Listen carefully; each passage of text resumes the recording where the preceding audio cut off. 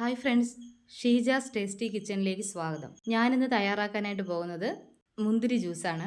അതെങ്ങനെയാണ് തയ്യാറാക്കുന്നതെന്ന് നോക്കാം. അതിനായിട്ട് ഞാനിവിടെ എടുത്തിരിക്കുന്നത് വലിയ കുരുവില്ലാത്ത മുന്തിരിയാണ്. അത് നന്നായിട്ടൊന്ന് വാഷ് ചെയ്തതിന് ശേഷം നമുക്കൊരു മിക്സിയുടെ ജാറിലേക്ക് ഇട്ട് കൊടുക്കാം. ഇതിന് പ്രത്യേകിച്ച് അളവൊന്നുമില്ല, നമ്മുടെ ആവശ്യത്തിന് മുന്തിരി എടുക്കാവുന്നതാണ്.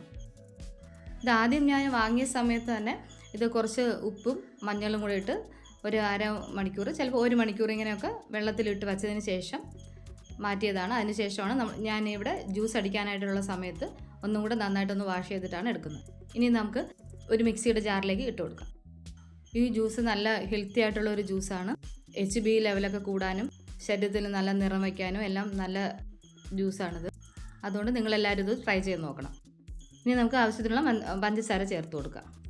അത്യാവശ്യം നല്ല മധുരമുള്ള മുന്തിരിയാണിത്, അതുകൊണ്ട് കുറച്ച് പഞ്ചസാര ചേർത്ത് കൊടുത്താൽ മതിയാവും. ഇനി നമുക്ക് ഇതിലേക്ക് വെള്ളം ചേർത്ത് കൊടുക്കാം. ഞാനിവിടെ കുറച്ച് വെള്ളം ചേർത്ത് കൊടുക്കുന്നേ ഉള്ളൂ. ഇനി നമുക്കിത് നന്നായിട്ടൊന്ന് അരച്ചെടുക്കാം. ഇത് അരിക്കേണ്ട ആവശ്യമൊന്നുമില്ല. നമ്മൾ സാധാരണ ഇതിൻ്റെ തൊലിയോടുകൂടി കഴിക്കുന്ന മുന്തിരിയാണല്ലോ, അതുകൊണ്ട് ഇത് അരിക്കേണ്ട ആവശ്യമൊന്നുമില്ല. നമുക്കിനി ഇതിനെ ഒരു ഗ്ലാസ്സിലേക്ക് ഒഴിച്ചു കൊടുക്കാം. നന്നായിട്ട് തണുപ്പിച്ച് കുടിക്കണമെന്നുള്ളവർക്ക് കുറച്ച് ഐസ് ക്യൂബ്സും കൂടെ ഇട്ട് കൊടുക്കാവുന്നതാണ്. ഞാനിവിടെ 2 ഗ്ലാസ്സിലേക്കാണ് ഒഴിച്ചു കൊടുക്കുന്നത്. ഞാൻ ഒന്നിൽ മാത്രമേ ഐസ് ക്യൂബ് ഇടുന്നുള്ളൂ. ഞാനിവിടെ ഒന്ന് ഡെക്കറേറ്റ് ചെയ്യുന്നതിന് വേണ്ടിയിട്ട് കുറച്ച് മുന്തിരി ഇതുപോലെ ചെറുതായിട്ടൊന്ന് സ്ലൈസ് ചെയ്ത് ഇതിലേക്ക് ഇട്ട് കൊടുക്കുകയാണ്. ഇത് വേണമെങ്കിൽ ചേർത്ത് കൊടുക്കാവുന്നതാണ്. ഞാനിവിടെ കുറച്ച് ചേർത്ത് കൊടുക്കുന്നുണ്ട് വീഡിയോ എടുക്കുന്നതുകൊണ്ട്. അങ്ങനെ നല്ല രുചികരമായിട്ടുള്ള നല്ല ഹെൽത്തി ആയിട്ടുള്ള മുന്തിരി ജ്യൂസ് ഇവിടെ റെഡി ആയിട്ടുണ്ട്. നിങ്ങളെല്ലാവരും ഈ വേനൽക്കാലത്തൊന്ന് ട്രൈ ചെയ്ത് നോക്കണം.